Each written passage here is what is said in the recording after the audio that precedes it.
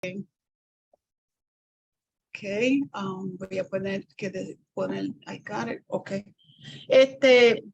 Mi nombre es Gladys Rodríguez. El Parker, el apellido de mi esposo, él es irlandés. Y cuando ustedes oigan mi historia van a ver lo que es de que yo casarme con un irlandés, lo que eso no fuera algo que iba a ser algo natural. Bueno, pero mi nombre, como le digo, Gladys Rodríguez Parker. Yo me crié en Cerro Gordo, que es un barrio de San Lorenzo en Puerto Rico. Es al centro de Puerto Rico, es en las montañas. Pero antes de eso, durante los 40, los 50, por ahí, gente como mis padres, como mis tíos, como las personas alrededor de nosotros vivíamos en una finca. Mis padres vivían en una finca bien pobre, encima de una montaña, sin electricidad, sin baño, el baño, todo eso era afuera, pero mucha familia alrededor de todo. Muchos tíos, muchos primos y primas. Nosotros no necesitaban, o ellos en ese tiempo no se necesitaban lo que se dice ahora amigos, ni por el teléfono, ni de nada, porque en el batey era donde todos estos niños, mis padres, etcétera, jugaban, aprendían y trabajaban.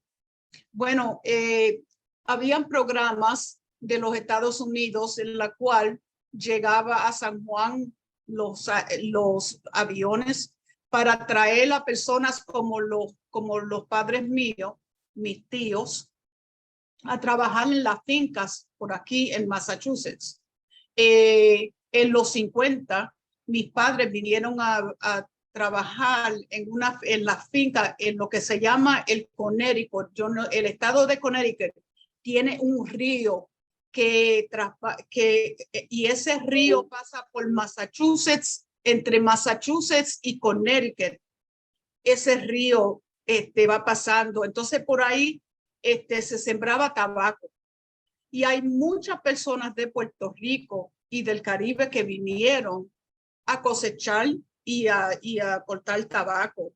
También otras personas que vinieron a las fincas a coger manzanas, a coger otras cosas que ellos, mis padres, no tenían conocimiento de algunas de estas frutas, pero vinieron a conocerlas en ese tiempo. Cuando yo nací en una época de lo que se llama migrantes. Nosotros éramos los inmigrantes, aunque nosotros los puertorriqueños éramos desde el 1917, éramos ciudadanos de los Estados Unidos. Nosotros éramos vamos a decir, nos trataban como los inmigrantes o migrantes en ese tiempo.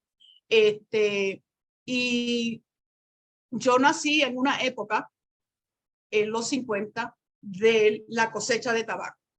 Y nací aquí en Massachusetts, que cuando yo le digo a las personas que yo me crié en Puerto Rico, tengo que explicarle. Yo me crié en Puerto Rico, pero yo nací aquí en Massachusetts.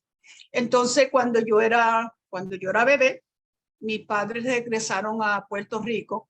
Y yo me crié en Puerto Rico, tuve hasta los 13 años, tuve hasta el 7 grado en Puerto Rico. Yo era una niña inteligente, yo era una niña entrometida. Eso es una palabra que se le dice a una persona que se le dice a un niño cuando ese niño se atreve a estar en todo, a estar molestando, a estar haciendo preguntas, ofreciendo sus opiniones, etcétera. el abuelo mío, que fue y todavía lo es mi héroe, don Pello, Pedro Rodríguez. El abuelo mío oía las noticias y yo era la única que me sentaba a oír este radio pequeñito que él tenía. Él se sentaba de noche con su tacita de café y con su cigarro y a oír las noticias, y yo le hacía preguntas de qué era lo que estaban oyendo. Entonces, yo me recuerdo, pero tan y tan claro, el día que mi abuelo me pregunta, me hace una pregunta y me dice, pero Gladys, ¿qué es lo que tú vas a hacer después que tú te gradúes de la escuela? ¿Qué es lo que tú vas a hacer qué es lo que tú vas a hacer cuando tú seas grande? Y yo, pero abuelo, ¿qué quiere decir eso? Yo no sabía, yo no tenía ninguna idea de lo que él me estaba preguntando. Entonces yo le dije a él, yo no sé, abuelo. Entonces él me dijo, bueno, yo creo que tú debes de ser una jueza. Y yo le pregunto, pero ¿qué es lo que hace una jueza? Un juez. Él me dice, bueno, un juez es una persona que se pone una, ¿cómo es que se dice? ¿Cómo? Juan tiene una toga. Ajá, entonces, y tiene muchas opiniones y yo, pero ¿por qué? Y me dice, bueno, porque cuando tus hermanos, que eran 7 de ellos, cuando tus hermanos se meten en cualquier pelea, tú eres la que te metes en el medio a buscar justicia para uno o para el otro. Que si este fue el que se puso a pelear con alguien, pues entonces yo me metía y yo me metía y rápido quería arreglar la cosa. Bueno, la vi y siempre lo he hecho así ha sido toda mi vida. Siempre entonces me ha metido en la cosa para tratar de arreglar la cosa. No es tan fácil, ¿no? Pero en mi niñez, entonces mi abuelo vio que yo tenía esas cualidades. Y él era una persona muy, muy, muy, muy buena, muy respetuosa. Y antes de nosotros salir de Puerto Rico, porque nosotros como familia, ¿por qué ustedes se creen que nosotros salimos de Puerto Rico, un sitio tan bello, una montaña bellísima, un sitio donde habían tantas personas que eran nuestra familia, que eran nuestros primos, nuestras primas, nuestros amigos, nuestros tíos, nuestros abuelos, todos juntos en el mismo sitio? Una familia, pero una familia con problemas, pero una familia junta. Entonces, uno por uno, tener que dividirnos hacia los Estados Unidos, salir de Puerto Rico hacia los Estados Unidos en un tiempo como en el 68, en el 69, por ahí, a venir aquí a un sitio frío. ¿Y por qué? Falta de comida, falta de dinero. Bueno, no podías no morir de hambre. Viviendo en una finca, pero no se podía sostener la vida vamos a decir, en una finca. Pues nosotros, mi familia, mi papá vino aquí a los Estados Unidos, vino a Boston en el 68, en el 1968, él llegó a Boston. Él trabajó un año para arreglar todos los vuelos para 8 de nosotros y mi mamá. Entonces, y buscó un apartamento, lo que se dice aquí un apartamento. Cuando nosotros llegamos en febrero, eso fue, llegamos a la tarima del aeropuerto de Logan, aquí en Boston, y cuando yo salí de ese avión, me estoy aguantando la cabeza porque cuando yo salí de ese avión, me dio un viento porque teníamos que caminar afuera del avión, no era como ahora que uno entra dentro del aeropuerto. Nosotros teníamos que caminar, entonces fue por la noche y ese viento en el mes de febrero, un invierno horrible, y a mí me dio ese viento encima de la cabeza y a mí me dio un dolor de cabeza por el frío que más nunca se me fue.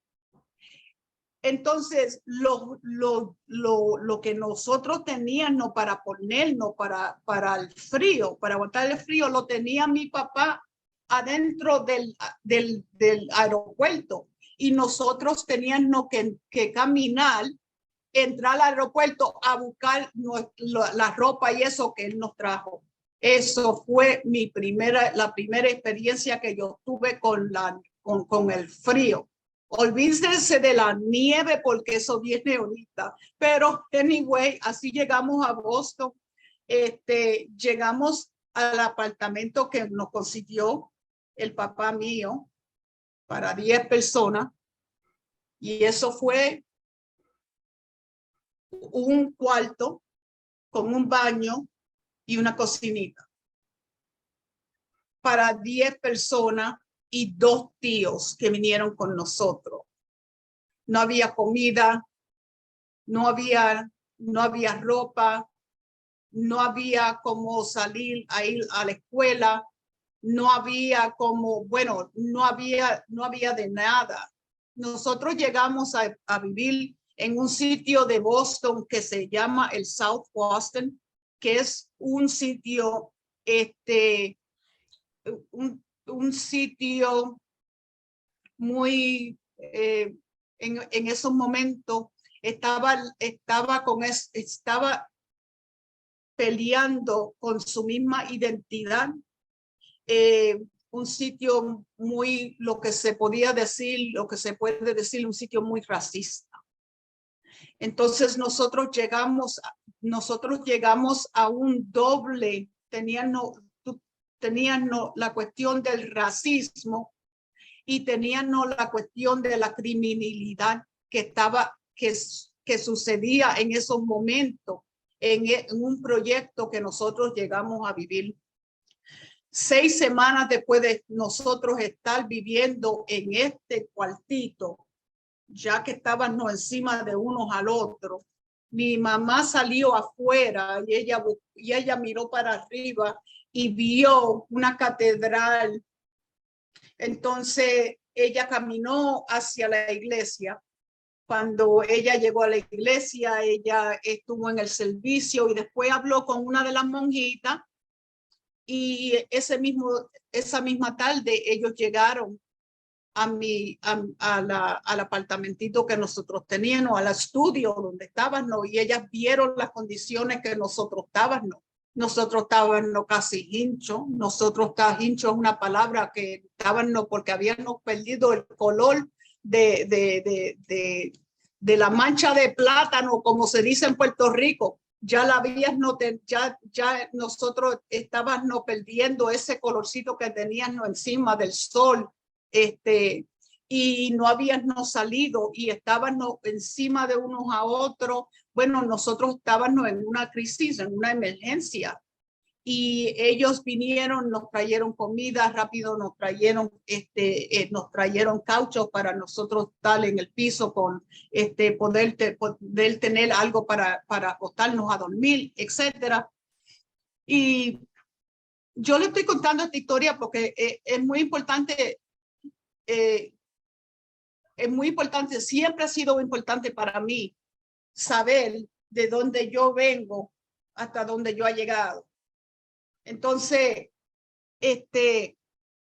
llegan estas monjitas, nos ayudan a buscar un apartamento de cuatro dormitorios. Yo por primera vez en mi vida tuve un cuarto. Cuando yo viví en Puerto Rico, nosotros vivíamos, nosotros, la cama de nosotros era una hamaca.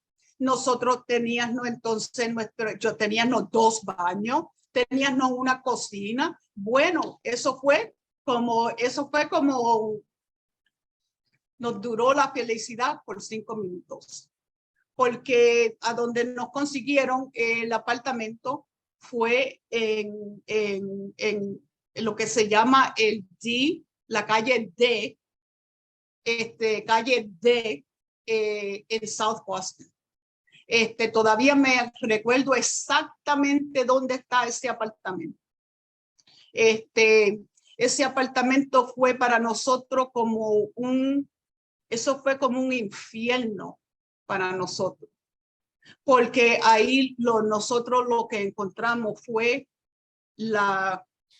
ahí lo que nosotros encontramos fue el fondo del racismo. Ahí era donde si usted era una persona de color, especialmente una persona afroamericana, o usted era hispana, usted no era una persona, usted la trataban como un animal. Usted era una persona que le podían caer encima. Usted era una persona en esos momentos en la que no, si no lo querían que usted entrara a una tienda a comprar un pan o algo así, usted no podía entrar.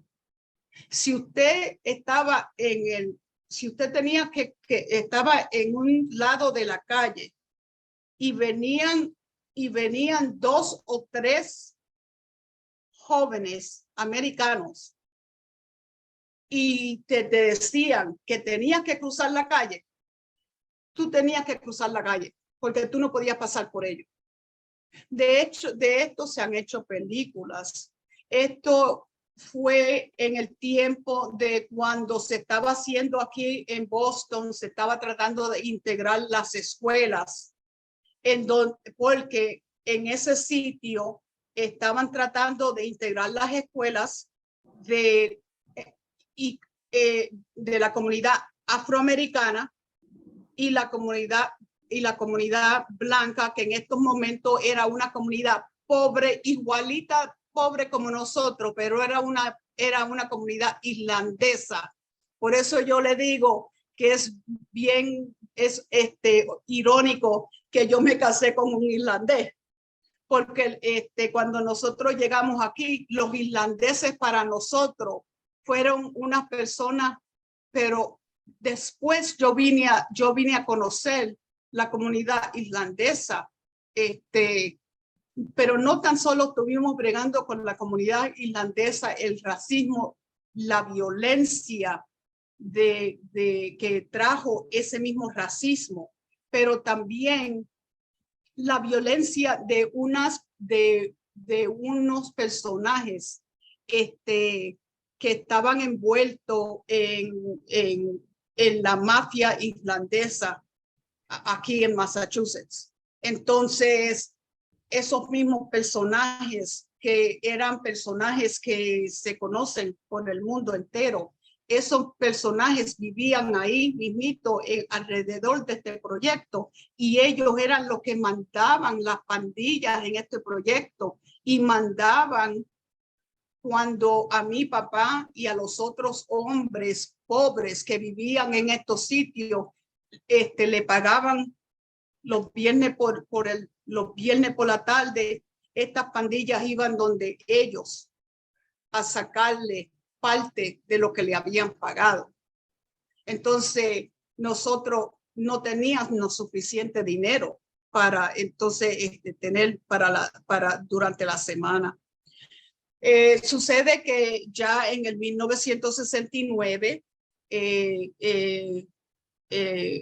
diciembre 31 del 1969, mi familia Estuvimos casi ahí 11 meses en ese apartamento y era rodeado por ventanas.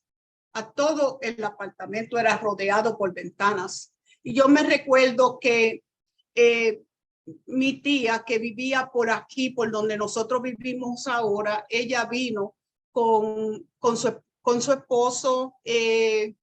Ellos habían vivido por mucho tiempo y lo consideraban no a él como el esposo de ella, de mi tía. Y ellos vinieron a visitarnos esa noche de Año Nuevo. Esa noche de Año Nuevo llega mi tía y dan la puerta y nosotros, ay, qué bueno que llegó mi tía, una tremenda alegría. Y de momento, después que ella entró, alguien dio en la puerta y yo creía que era mi tío, el tío mío que era americano, era canadiense, y yo creía que era él. Y entonces cuando dieron en la puerta, yo fui a la puerta bien, como yo era bien averiguada, recuerde la palabra que yo le había dicho, yo fui y yo dije, no, yo abro la puerta porque yo quiero enseñarle a Ronnie que yo aprendí inglés. El inglés que yo aprendí, lo aprendí con una muchacha irlandés que vivía arriba del apartamento de nosotros. Ellos eran 10 irlandeses y nosotros éramos 10 puertorriqueños. Pues ella y yo nos convertimos en amigas. No nos hemos visto desde ese momento. Desde esa noche yo no he visto a esta muchacha. Pero nosotros, yo abrí la puerta. Yo abrí la puerta. Hay 2 o 3 personas. Yo abrí la puerta así. Perdón. Yo abrí la puerta con la mano izquierda. Y la puerta la abría así. Mire, fíjese lo que es la cuestión del trauma.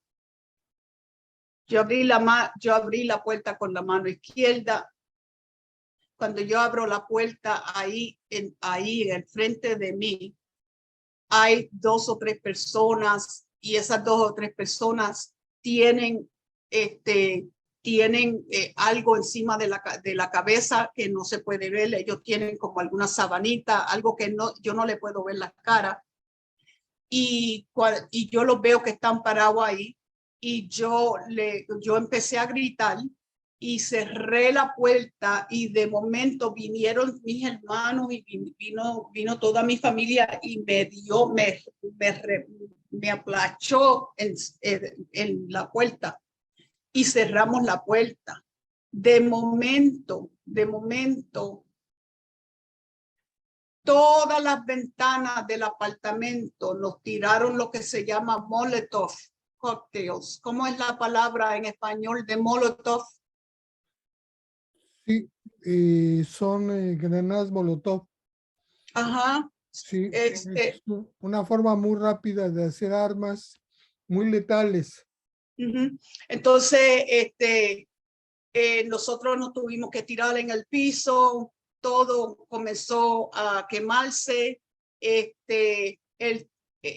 no sabíamos, comenzamos a gritar, la gente todos los vecinos alrededor de nosotros apagaron las luces, no querían ver lo que estaba sucediendo.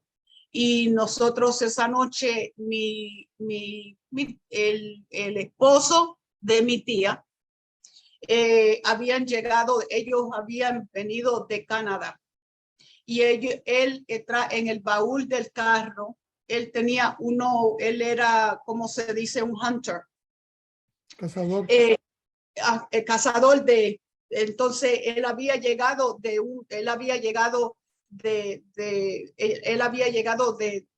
una de lo que él estaba haciendo en Canadá y él, en el baúl él tenía unas armas y él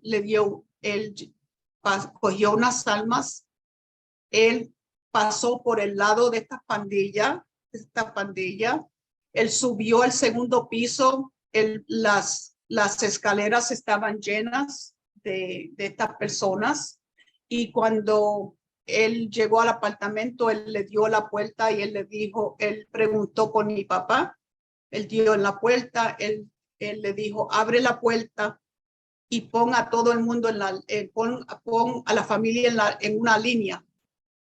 Cuando mi papá abrió la puerta, él le dio un rifle y él tenía uno. Entonces nosotros, entre medio de ellos dos, bajamos la escalera y el tío mío dijo que si algunos de ellos nos hacían algo, que él le iba a hacer algo a ellos.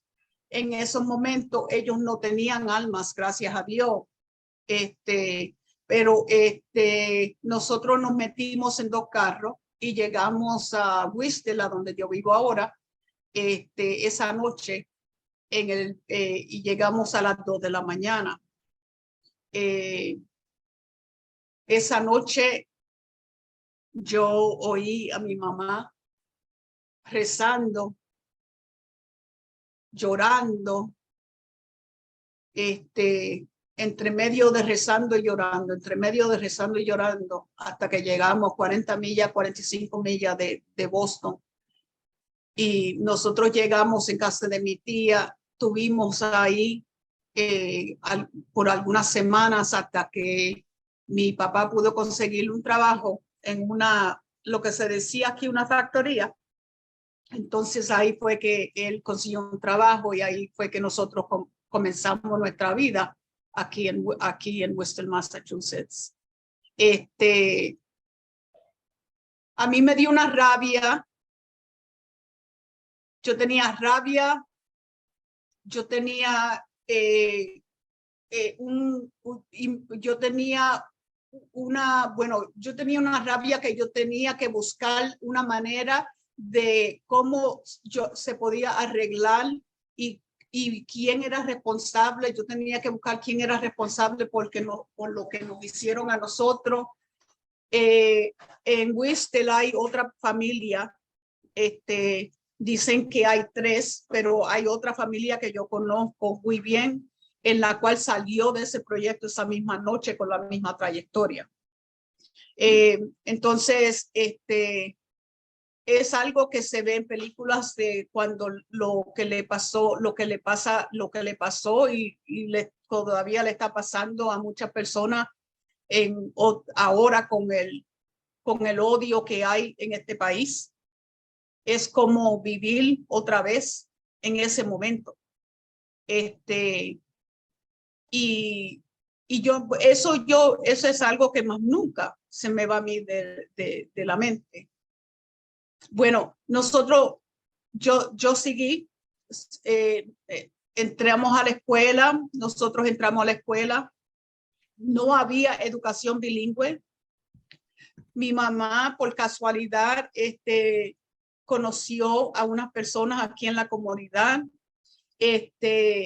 y mi mamá fue parte de 6 mujeres. Ninguna tenían educación propia, que llevaron al estado de Massachusetts a la corte para nosotros tener lo que se llamaba educación bilingüe, bilingual education. Porque en las escuelas, 1 de 2 estudiantes hispanos se salía de la escuela porque no había ayuda para estos niños.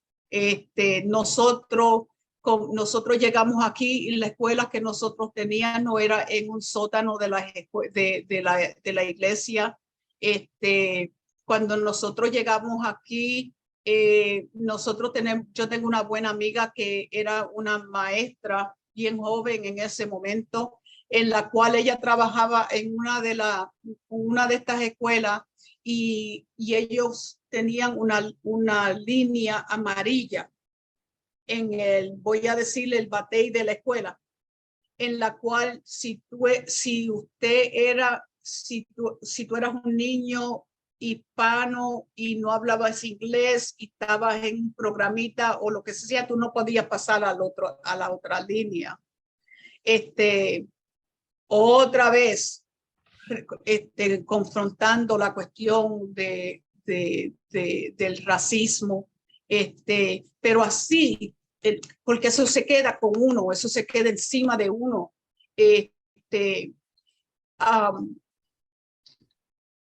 Me recuerdo que eso fue en el 70, ¿verdad? 4 años después, el gobernador de Massachusetts fue la persona que habló en la clase de uno de los colegios aquí en Worcester. Yo me atreví a ir a ese colegio. Yo tenía 14 años y yo me metí al auditorio de ese colegio. Entonces, cuando se acabó la ceremonia, que el gobernador tenía que salir primero, cuando él salió, yo me fui detrás de él. Entonces, lo que lo estaban dando seguridad a él, me preguntaron a mí que sí que yo hacía, y yo le dije, yo tengo que hablar con el gobernador. Pero ¿por qué tú tienes que hablar con? Eso es para mí y el gobernador. Yo tengo que hablar con el gobernador. Y no me iba, yo no me iba. Entonces el gobernador pues me miró y me dijo que sí que era lo que yo necesitaba decirle a él. Y le conté lo que pasó. Y me dice, bueno, aquí está la tarjeta de la persona con quien estaba con él. Y yo sé que se va a comunicar con usted. Todavía yo estoy esperando que me llame, que el gobernador me llame. Porque más nunca me llamaron, pero yo fui tan atrevida que yo creía que si yo iba al gobernador, ellos iban a hacer algo. Yo me gradué aquí de la escuela superior. Cuando yo me gradué de la escuela superior, ya yo tenía un bebé. Yo creía que cuando yo tuve ese bebé, mi vida ya era, ya no iba a ser, que era lo que yo iba a hacer después de haber tenido un bebé sola. Gracias a Dios que tuve a mi mamá conmigo, pero estuve más o menos sola y yo creía que después de eso no iba a haber ninguna vida para mí. Pero esos no fueron los planes porque hubieron unas personas que se juntaron y me buscaron la manera de yo atender la Universidad de Massachusetts en Amherst. Yo me llevé mi bebé. Mi bebé estuvo en un daycare ahí y yo estudié en esa universidad. Trabajé en una organización que era una organización que le ayudaba a los hijos de aquellas personas que eran personas que cosechaban tabaco en el tiempo que yo nací. Yo entonces estuve trabajando con las mismas familias, con los descendientes de la familia que habían llegado bien temprano a ese sitio a vivir ahí, que fue algo como yo fui como, eso es como rodeando, entonces pues, tuve la fortuna que trabajé en ese sitio y ahí fue que a mí me dio ese deseo de ayudar en la comunidad.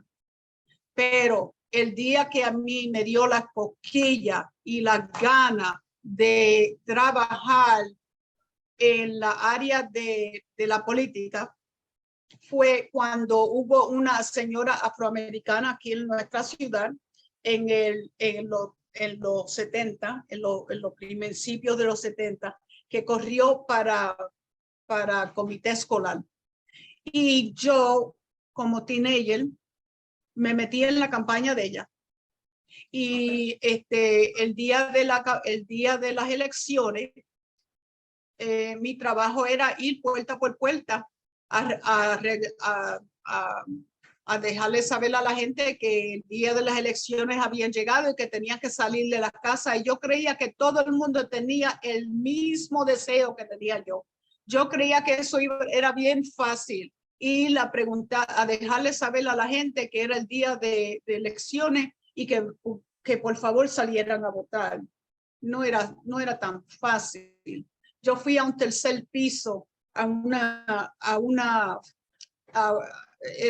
una señora y un señor bastante mayor, afroamericano, y yo le dije que mi nombre, le expliqué que era el día de las elecciones, que esta señora estaba trabajando para escoger para una posición en el comité escolar, y ellos me dijeron, ¿para qué nosotros vamos a votar? Eso no vale nada. Eso ya, olvídese. Bueno, me comenzaron a trancarme la puerta y yo yo me puse la mano, yo le dije, pero si yo he estudiado de su doctor Martin Luther King, yo le dije a ellos, yo le dije, yo sé que ustedes como persona afroamericana, en ese momento se decía personas prietas. Yo le dije, yo sé que personas como ustedes fueron los que pelearon, los que lucharon para tener el derecho de votar, y por qué no lo van a hacer hoy. Nosotros somos jóvenes y necesitamos a esta señora en este puesto porque hay muchos problemas en las escuelas. Nosotros estamos bregando con maestros que no nos tratan bien. Estamos bregando con maestros que son, que algunos de ellos no nos tratan bien porque somos latinos, somos americanos, no nos tratan bien porque somos pobres. Bueno, un montón de cosas les dije a ellos. El Señor, cuando me oyó, le dice a la señora, bueno, parece que vamos a tener que salir y ir a votar. Pues él cogieron los jackets yo me recuerdo que era un día un poquito frío, era en noviembre, y se los pusieron. Entonces, los llevé. Tuve que caminar a donde tenían que votar. Cuando llegamos allí, y ellos votaron, yo me iba a ir a buscar a la otra persona. Y ellos me dicen, usted no nos va a dejar quieto, usted no nos va a dejar solo. Tú nos vas a llevar para la casa. Y yo, Dios mío, me costó, para 2 votos, me costó 3 horas. Entonces, a mí nunca se me olvidó esa historia y el poder que yo sentí, el poder encima que yo sentí de sacar a esas 2 personas para esos 2 votos. Y ella ganó. Y yo, para mí, estos fueron los 2 votos que la hicieron a ella miembro del comité escolar aquí en Western.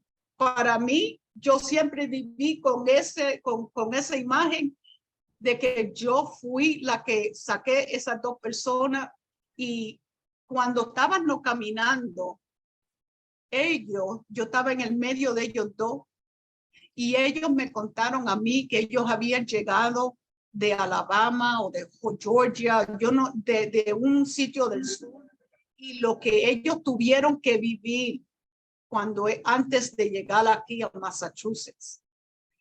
Entonces, yo aprendí tanto en ese momento de esas personas. Ahí fue donde a mí me dio la cosquilla de que yo iba a estudiar leyes. Me recordé de las palabras de mi abuelo. Bueno, ahí yo dije que lo que yo iba a hacer, pero recuérdese que después, como 2 añitos después, yo tuve un hijo. Entonces, para mí, los sueños míos eran entonces, ¿qué yo voy a hacer? Pero logré graduarme del colegio. No fue fácil, no me tomó los 4 años, me tomó más de los 4 años, pero sí lo pude lograr. Comencé a trabajar adentro de la comunidad. Yo comencé a trabajar adentro de la comunidad con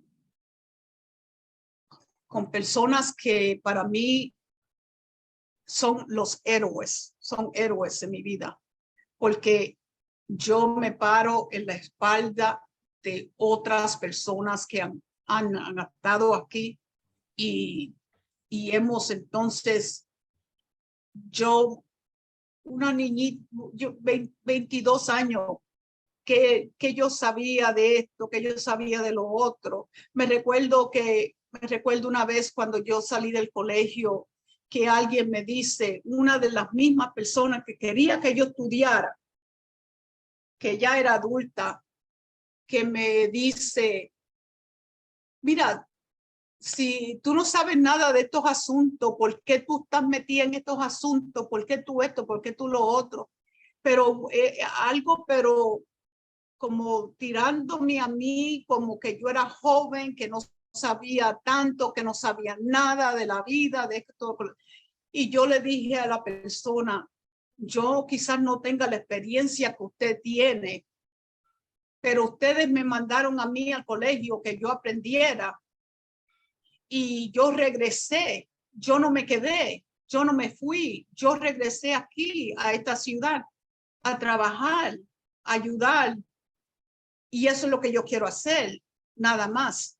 Y después de eso esa persona se quedó. Yo todavía tengo esa persona en mi vida, porque uno tiene que aprender de personas que sí que tienen experiencia, pero personas que tienen experiencia ahora como yo que tengo experiencia, ¿verdad?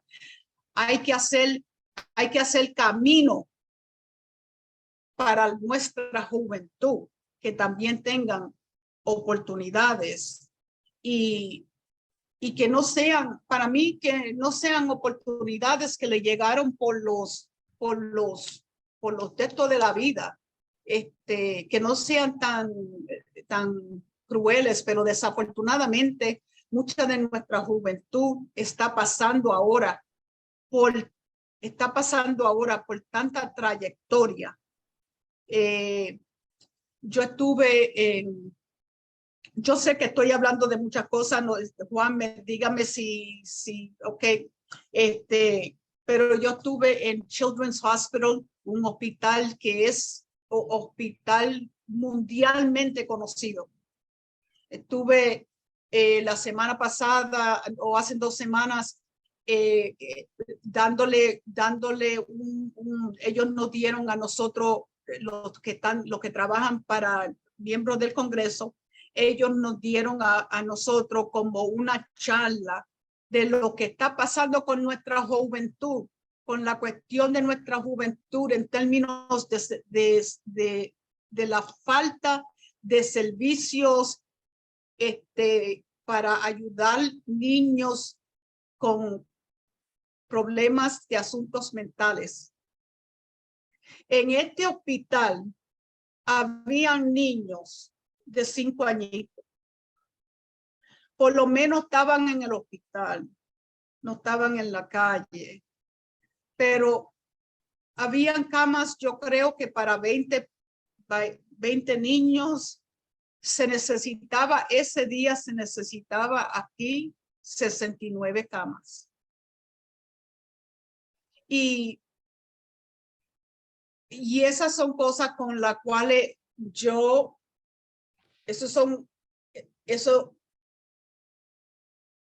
muchas de estas familias son BIPOC, Juan, lo que usted me dijo, personas afroamericanas, personas hispanas, personas asiáticas, personas, inmigrantes, migrantes, porque una familia se cree que salir del Salvador, salir de Perú, salir de Guatemala, salir de cualquier sitio, llegar aquí, que eso es algo que entonces le va a arreglar toda la vida.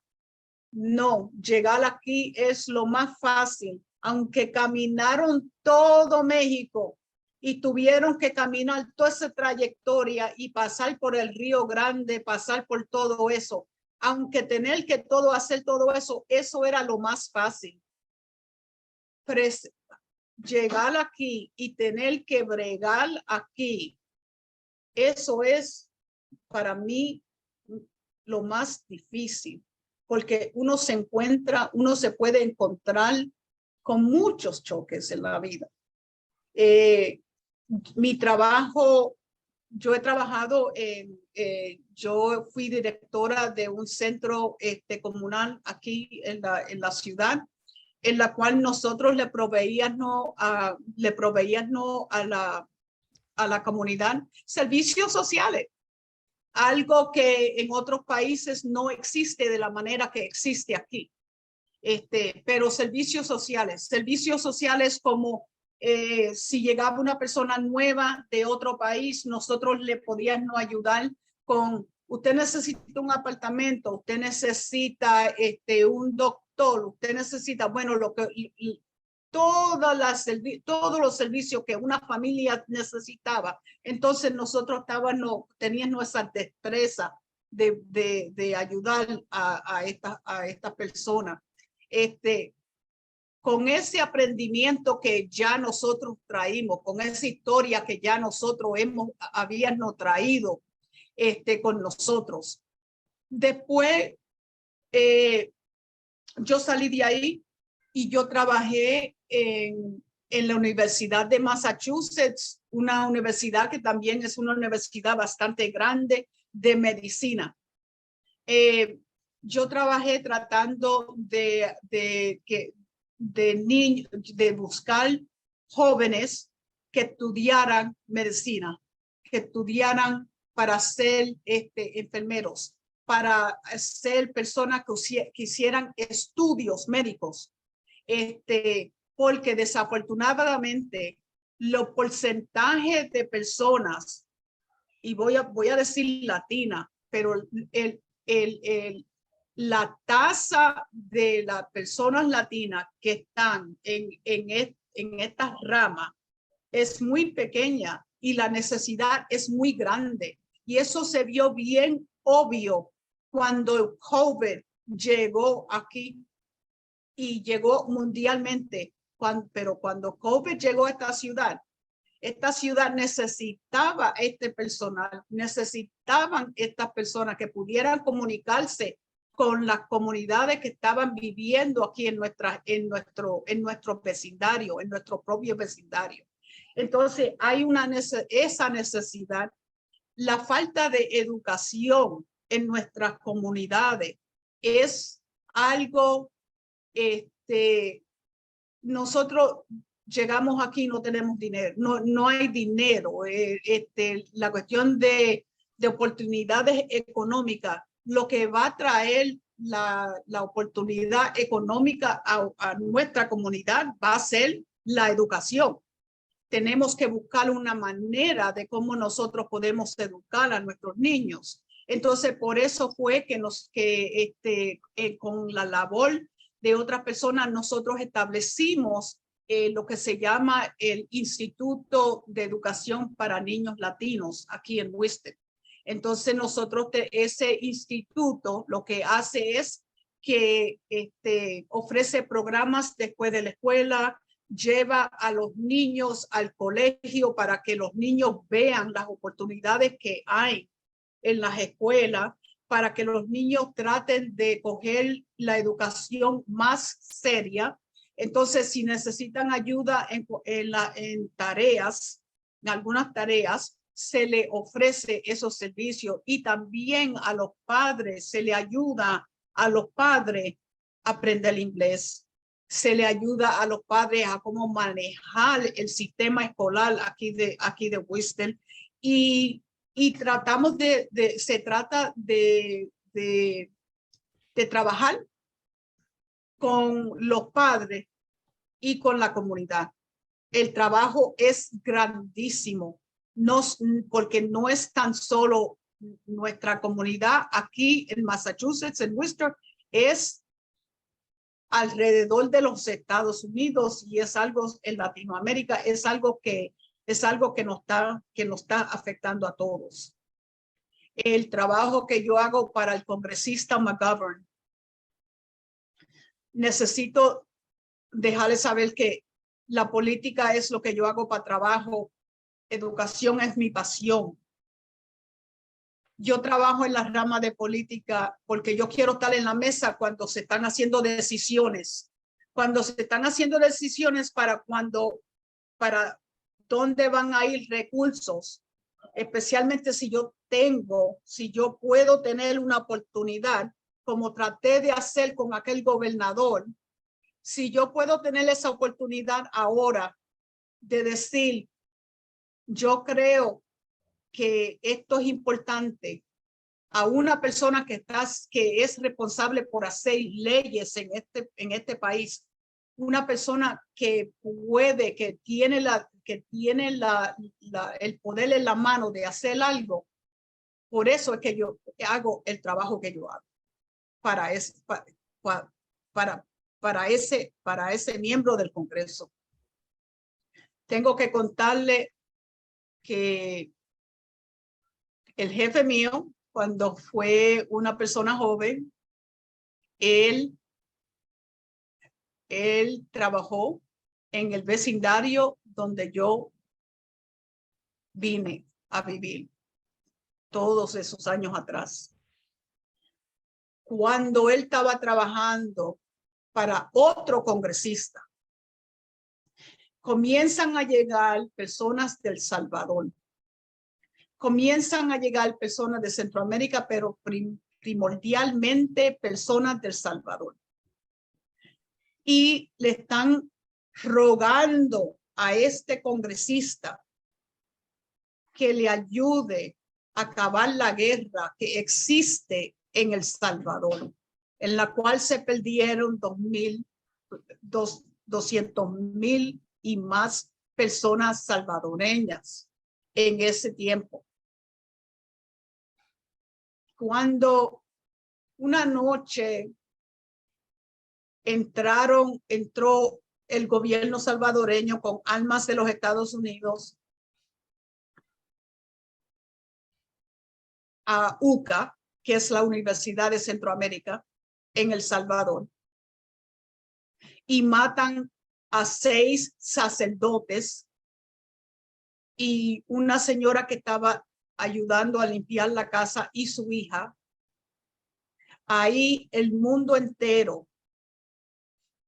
fue que el mundo entero se cayó encima de lo que estaba pasando y cogió atención, le prestó atención internacional de lo que estaba sucediendo en El Salvador. Entonces el jefe mío, que era un joven en ese momento, fue el que hizo las investigaciones de qué fue lo que le sucedió a esos sacerdotes en una noche en el 1989. En el 1989, yo estaba trabajando en esta agencia aquí en Worcester. Yo no conocía a esta persona y él estaba trabajando para este congresista en ese mismo vecindario donde yo vivía. Y él fue el que fue al Salvador no tan solo una vez. Él ha ido un montón de veces durante la guerra. Después de la guerra, cuando se hicieron los acuerdos, después de la guerra, y ahora él está trabajando muy fuerte para tratar de que se haga un procedimiento de paz, porque lo que hay ahora, lo que reemplazó la guerra, son la cuestión de las pandillas en El Salvador y en Centroamérica. No sé Juan, si hay alguna pregunta, pero... Sí, yo creo que toda la narración es muy interesante. Yo creo que cada momento es importante. ¿Por qué estás en donde estás, Gladys? ¿Con quién has estado? ¿Qué dirección tiene la lucha que tienes?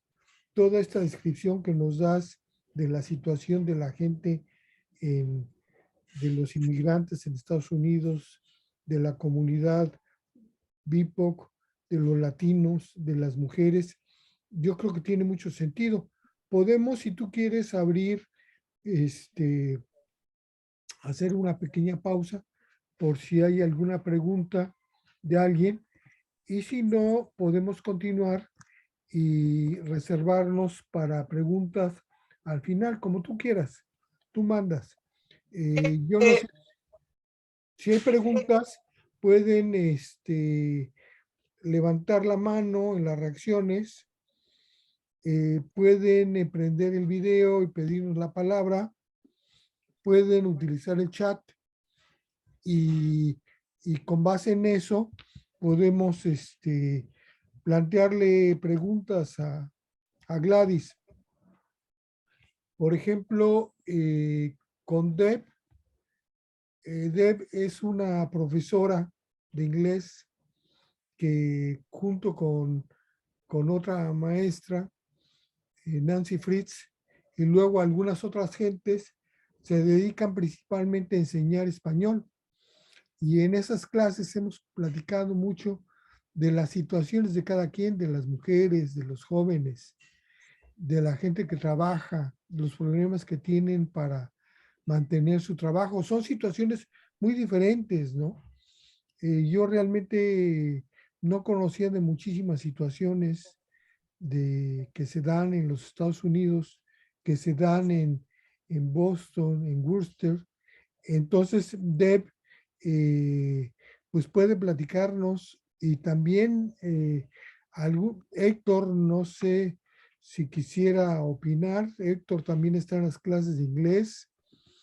Eh, este, entonces, Elizabeth, también ella no está en las clases de inglés, pero también tiene mucho trabajo con, con los latinos, con los niños latinos. Entonces, no sé si hay preguntas para hacer un pequeño, eh, este, para que Gladys se alinee un poco, que está muy alineada con nuestras inquietudes. Por ejemplo, Elizabeth Guzmán, pregunta a través del chat, dice, muchas gracias por compartir e inspirarnos a seguir aportando. ¿Cómo se llama el programa? Entonces, Elizabeth, este programa es de la serie de reflexiones mensuales, reflexiones culturales mensuales, y el nombre de la charla es La Jíbara del Fogón. ¿O tú quieres platicarnos un poquito? eh, Juan,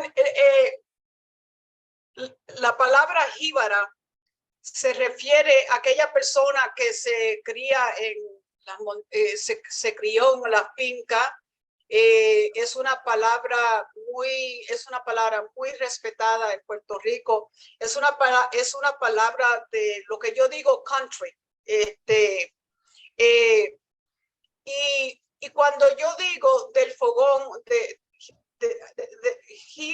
jíbara y fogón, para mí son igualitos. Bueno, porque el fogón era donde nosotros cocinábamos, era donde se ponían algunas piedras juntas, ahí era donde se cocinaba, donde nosotros vivíamos, ¿no? Porque no había electricidad, como yo le dije, no había baño. Era en un momento donde en mi niñez yo dormí en una hamaca. Bueno, entonces por eso yo quise poner esas dos palabras juntas, porque yo vengo de un sitio tan y tan extraño a, a lo que se conoce aquí ahora. Hay muchas personas que yo le puedo hablar de esa historia y me dice, pero tú viviste esto. A veces ni me lo creen. Yo tuve mi hermano por primera vez, él cumplió 53, él tenía 3 o 4 años, él tenía como 2.5 o 3 años. Cuando llegó aquí nunca regresó. Fuimos el año pasado y el sitio está igualito. Y él no creía, él estaba totalmente, él no sabía, él vio todo lo que él vio. Sí, hay más facilidades, sí, hay electricidad, sí, pero todavía el sentido de cómo las cosas eran, todavía esas cosas están. Entonces, y la cultura entre mi familia en Puerto Rico es una cultura, pero bien, como que al llegar aquí, la familia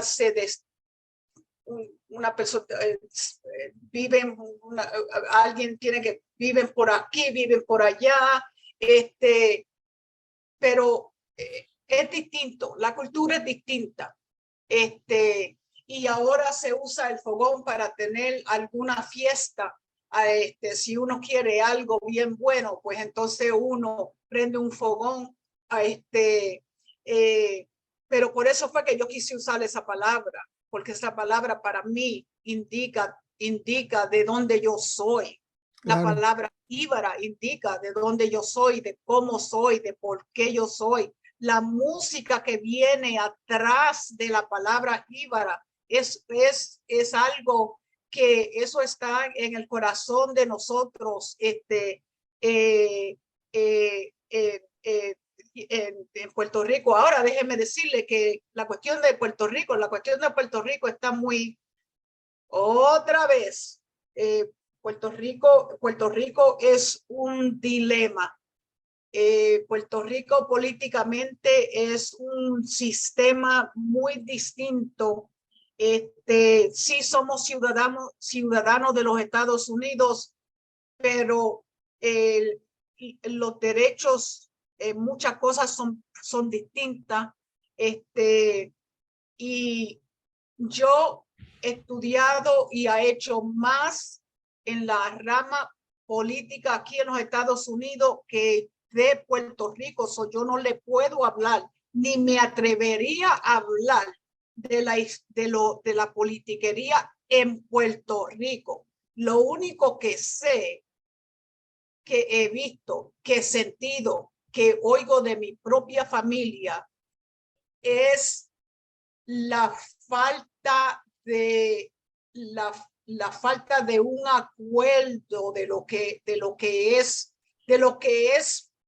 Puerto Rico, en el sentido de que nosotros somos unas personas que más nunca vamos a dejar nuestro lenguaje, nuestra cultura. Nosotros más nunca vamos a dejar, pero nos tienen también con la gota en la garganta, porque desafortunadamente somos lo que se llama lo mismo que el Commonwealth de Massachusetts, el Commonwealth de Puerto Rico. Entonces, eso quiere decir que Puerto Rico no puede, un puertorriqueño no puede vender afuera, no puede hacer los negocios para afuera. El puertorriqueño está amarrado con la economía y con la politiquería y con el gobierno de aquí, de los Estados Unidos. Veo que Elizabeth tiene la mano. sí, Tiene la mano. Elizabeth. Ay, muchas gracias. Muchas gracias. A ver, espera, es que el teléfono se me está yendo la conexión. Bueno, me ha llegado muchísimo a mi corazón la resiliencia y todo lo que, o sea, todo el caminar que usted ha compartido con nosotros. Me encanta y me siento muy orgullosa y me inspira en nuestra labor, ¿no? De abuelo, porque soy abuela, cómo él crea una realidad. Sí, yo soy abuela. pero también soy profesora. Entonces, él crea una realidad que venía de usted y la va tejiendo y la va ayudando porque él le vio, podía ver lo que usted traía para regalar. Entonces, qué regalo, qué belleza. Entonces, pienso que, bueno, es también como usted creó, ¿no? Como usted también, porque viene la otra parte que es la parte de nosotros, porque no es solamente que la gente nos vaya ayudando, pero también es cuánto nosotros ponemos. Entonces, esta historia de nosotros los latinos de venir y de crear un mundo diferente y de salir adelante porque tenemos esta pasión, esta garra. Y entonces pienso en las familias porque yo soy una educadora y yo siempre pienso es organizar primero la familia para ayudar al niño. Entonces, yo trabajo con autismo, entonces yo veo siempre toda esta disparidad en las familias y hay muchos modelos, pero eh, el que nosotros seguimos pues es de ayudar a las familias. Más sin embargo, yo estoy casi a retirarme y me encantaría y siempre digo, yo quiero seguir ayudando a las familias y seguir voluntariado, seguir, o sea, seguir regalando porque hay que dar, hay que dar. Y me gustaría, o sea, estoy pensando en eso, no sé, dice usted que se llama La Jíbara del Fogón, se llama el programa que está a través de los Estados Unidos. Este programa es el que se llama La Jíbara del Fogón porque era la idea que quería transmitir Gladys. Ya. No, pero el programa que ella habla, que el programa que está por los Estados Unidos con el congresista, entonces, ¿cómo se llama? Porque yo pensé que solamente estaba en Massachusetts, pero ella comenta que está por todos los Estados Unidos. Y como yo estoy en Nueva York, pues entonces yo quiero sacar provecho de claro, de la información. ¿Ah? La referencia que tiene es muy buena porque si usted está en Nueva York, nosotros como hispanos, como latinos, tenemos la fama a veces, muchas veces, de la ausencia aquí, anyway, en mi ciudad, porque nosotros tenemos que, de una manera u otra, entender que el gobierno está estructurado para servir los intereses de un sector de nuestra sociedad, ¿verdad? Sí. Pero la única manera de cómo yo creo que se puede buscar justicia, que es mi palabra, que se puede buscar justicia es cómo es que nosotros nos podemos organizar, cómo las personas se pueden registrar, cómo las personas se pueden votar, cómo nosotros podemos elegir nuestros propios representantes, porque es la manera de cómo es que nosotros podemos hacer un cambio en nuestros mismos vecindarios. El ejemplo que yo dije que cuando yo era una teenager y trabajé para esta señora que ella quería ser miembro del comité escolar. Mis colegas, los niños que estaban estudiando conmigo, ellos no tenían ese sentido de, no quiero decir que no le importaba, pero como hoy en muchos sectores de nuestra comunidad, ay, ¿para qué yo voy a votar? Porque ellos los intereses de ellos se interesan más en las cosas de ellos. Entonces, ¿para qué yo voy? Pero ¿qué otro sistema tenemos? Entonces, lo que yo le avisaría a cualquier persona que esté escuchando yo siempre le estoy avisando a la gente, especialmente a la gente en nuestra comunidad, por favor, no tan solo cuando hayan problemas, uno tiene que ir a la oficina de un congresista. Cuando hay asuntos, cuando hay cualquier cosa, no hay otro grupo, hay grupos alrededor de los Estados Unidos, pero alrededor de mi comunidad, que están organizados nada más para ir al miembro del Congreso con cualquier asunto. Usted está trabajando con la cuestión de autismo. Sí. El asunto de autismo tiene un mes en los Estados Unidos, ¿verdad? Entonces, en ese mes, en Washington, todos los estados mandan a una persona, mandan a grupos que están trabajando con la cuestión de autismo para asegurarse que estén en la cara de estos miembros del Congreso, que pasan dinero para estos programas en las comunidades. ¿Me entiende? Entonces, Sí. Entonces nosotros tenemos que tener ese conocimiento en nuestras comunidades de quién son las personas que están elegidas en no tan solo a nivel nacional, pero a nivel de comunidad. A veces las personas municipales que están corriendo para el comité escolar o están corriendo para concejal, esas personas son importantísimas.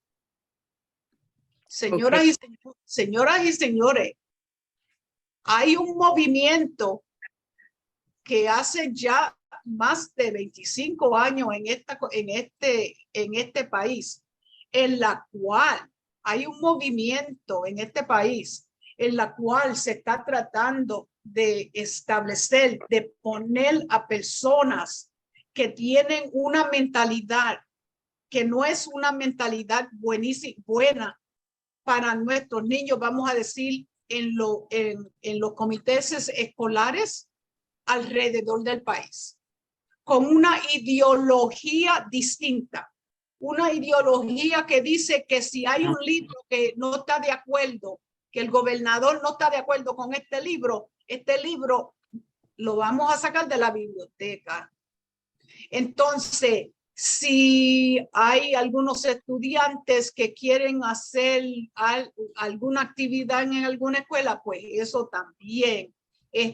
Y eso es falta de libertad, eso es falta de derechos civiles, eso es falta de, eso es también muchísima falta de respeto a muchísimas comunidades, porque en muchísimas comunidades ahora no quieren que uno hable español en las escuelas o cualquier otro lenguaje. No quieren que uno traiga libros escritos por autores de nuestra comunidad para que nuestros niños entiendan y aprendan su cultura, porque yo estoy muy segura que cuando uno sabe de dónde uno viene, uno sabe para dónde uno va.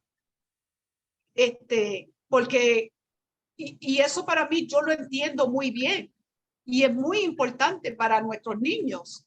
Pero ahora hay unas batallas de ideología en este país que es muy, para mí, es dañino a nuestras comunidades, a BIPOC, a las comunidades afroamericanas, a las comunidades latinas.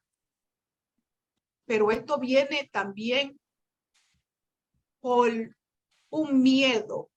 El miedo es en nuestra ciudad ahora mismito se convirtió en una ciudad que es mayoría minoritaria. Las escuelas son mayoría minoritaria. Ahí se crea un ambiente de un miedo de que, nosotros que estamos en poder vamos a se nos va, el poder de nosotros se nos va a ir, se nos va a disminuir. Esta gente nos va a quedar, se van a quedar con nuestros trabajos. Esta gente se van a quedar con esto. Esta gente se, y ese es como la polémica que en la cual nosotros estamos existiendo ahora mismito. Eso es la cultura bajo la cual nosotros estamos viviendo. Todo esto que está sucediendo que parece como un viento,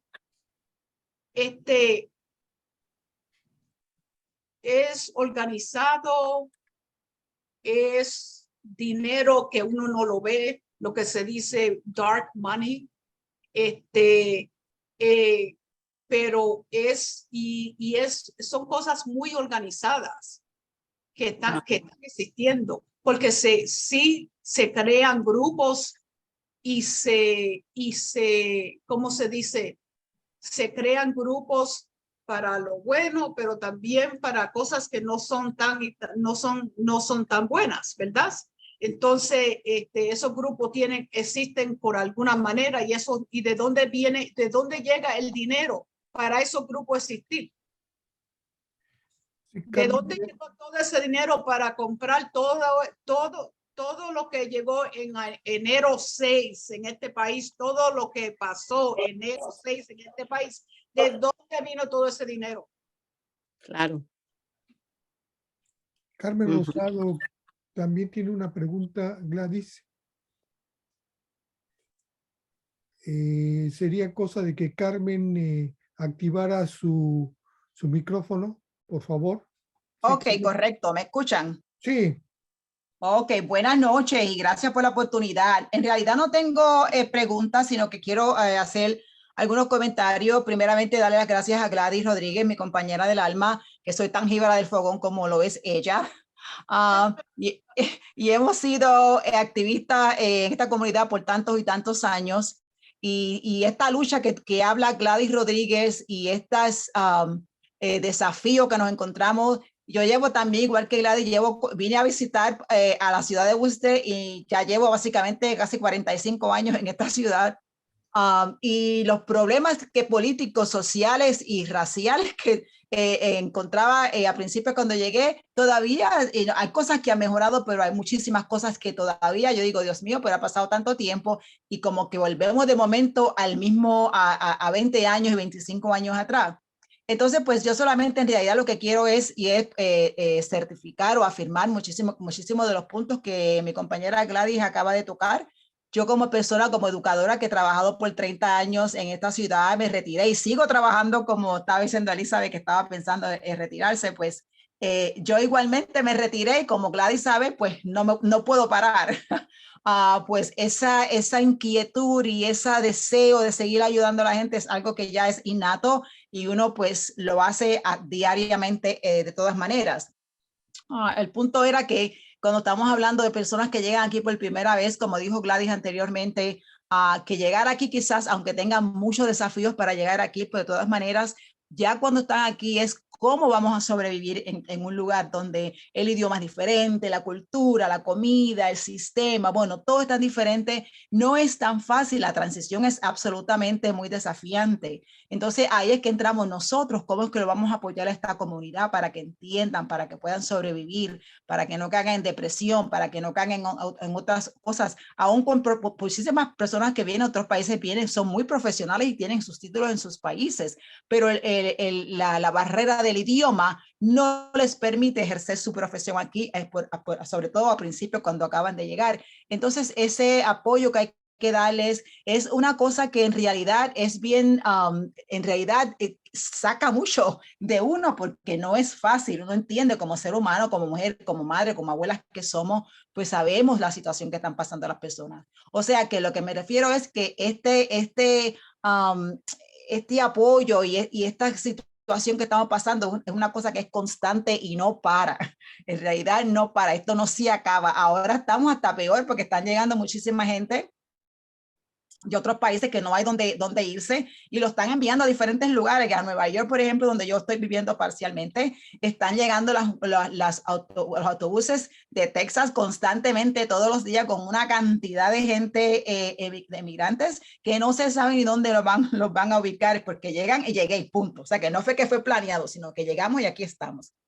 Así es que nada, yo solamente quería aportar eso, darle las gracias a mi compañera Gladys, que también, aparte de que somos activistas en la ciudad, somos también buenas amigas. Yo estoy muy orgullosa y me gusta mucho esta plática, así que me gustaría seguir conversando porque también a mí me encanta hablar. Gracias por la oportunidad y qué bueno que estamos aquí. Esta es un tipo de charla que yo creo que debemos de tener más a menudo. Gracias. Gracias. Ay, Carmen, a ti, Carmen. Gracias. Algo que Carmen tocó es la cuestión de inmigración y una de las, yo tengo una amiga que no deja yo tengo una amiga que esa mujer no deja pasar ningún momento en la cual ella no diga, no le deje saber a las personas, a cualquier grupo donde ella está hablando. Si estamos hablando de inmigración, ella no lo deja. Que en Massachusetts porque no hay para mí no hay una persona que es ilegal en este mundo. Indocumentados, la mayoría de los indocumentados aquí en Massachusetts son irlandeses, son canadienses, vienen de otros sitios, entonces, y son personas que vienen en aviones y se quedan, pero si uno ve las noticias todas las noches, uno se cree, en la sociedad se cree que estas personas son lo que dijo el expresidente, que son hombres, son malos hombres. Nos tenemos que esconder porque son gente mala, porque son gente de esto, porque no son, porque, bueno, y ese odio que ese hombre comenzó hace 5 años en contra de la comunidad inmigrante, una comunidad que aquí, donde nosotros vivimos, es la comunidad que limpia los hospitales. Bueno, me atrevo a decir que si sacamos los inmigrantes de aquí de Massachusetts, se tumba la economía. Se puede tumbar la economía, porque aquí en Massachusetts, sin la gente de inmigrante, no se puede sobrevivir aquí en Massachusetts. Y eso pasa en muchos estados en este país. Y yo creo que en el país entero. Entonces, ¿qué es lo que van a hacer con 11 millones de personas? ¿Las van a sacar de aquí? Es algo que el Congreso de los Estados Unidos tiene que hacer. Tiene que buscar la manera de hacer algo, de buscar la manera de arreglar lo que está sucediendo, especialmente con aquellos niños que vinieron aquí cuando estaban en diapers. Eran niñitos pequeñitos que llegaron aquí, han vivido toda su vida aquí y ahora lo quieren deportar. Eso es injusto. No hay en ningún sentido, eso es totalmente injusta. Lo más injusto de alguno de esto es que en de nuestra misma comunidad, sale ese lenguaje de que, yo vine aquí con papeles, yo vine aquí lo más bien, yo vine que hagan lo mismo. Bendito si una persona en México puso una solicitud para venir a los Estados Unidos en el 1980, todavía está esperando en la línea. Sí. Gladys, yo creo que vamos a tener que platicar otra vez porque es muy interesante, es vital platicar de estos temas. Te agradecemos mucho la participación. Carmen Rosado quiere hacer una participación. Yo creo que después de la participación de Carmen y la respuesta tuya, lo dejamos ahora, por lo pronto. Es riquísima la plática, pero No. no se La mano puede está agotar alzada, todo. pero la mano está, tengo la mano, no sé cómo quitarlo ahora, fuera de la vez anterior, no tengo ningún comentario. Ah, bueno, entonces, Gladys, Puede te bajar la mano. agradecemos muchísimo tu participación, la valoramos muchísimo. Afortunadamente va a quedar la grabación y con base en esto y la relación que tenemos, vamos a seguir platicando. Muchísimas gracias, Gladys. Juan, muchísimo, un placer en conocerlo a usted y conocerla a todas mis colegas de otro sitio. Elizabeth, ojalá que nos quedemos en comunicación, ¿ok? Me buscan en Facebook. Muy bien, ponemos los datos. Ok, Juan, gracias. Un honor, un honor. Igualmente. Chao. Gracias, hasta Chao. luego. Ok. Adiós. Muchas Chao. gracias a todas. Adiós, Perú. Qué linda.